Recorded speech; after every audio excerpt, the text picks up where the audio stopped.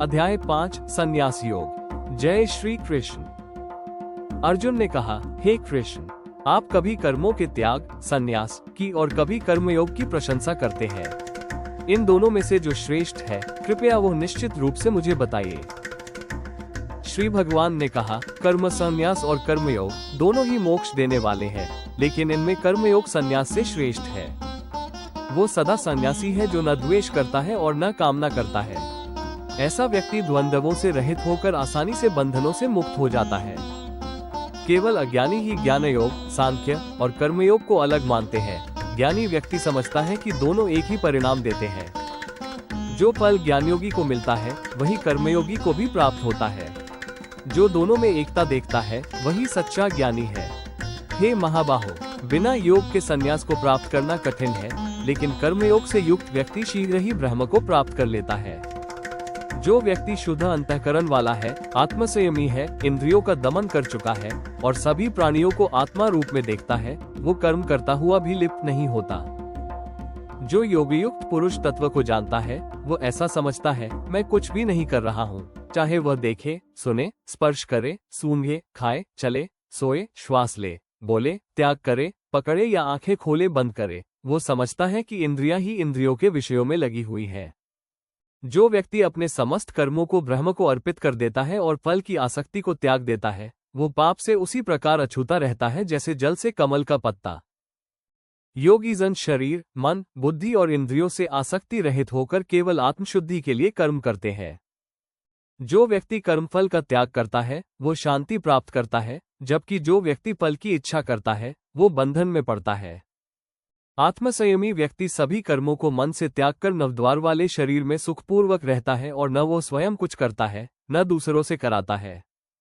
भगवान न तो कर्मों का निर्माण करते हैं, न ही किसी को कर्म करने को बाध्य करते हैं और न ही कर्मफल के साथ संबंध बनाते हैं। ये सब प्रकृति के गुणों से होता है।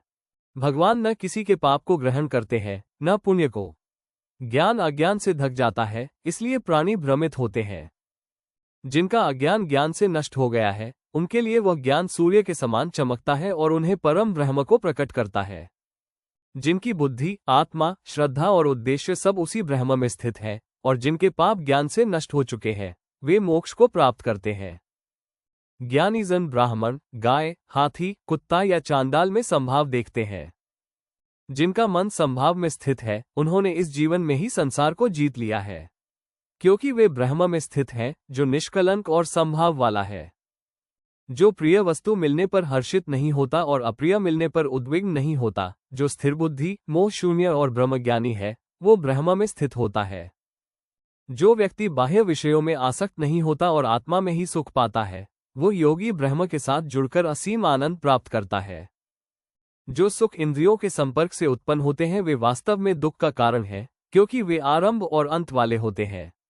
इसलिए बुद्धिमान व्यक्ति उनमें आनंद नहीं लेता। जो व्यक्ति शरीर छोड़ने से पहले ही काम और क्रोध की उत्तेजना को सहन कर सकता है, वही योगी और सुखी है।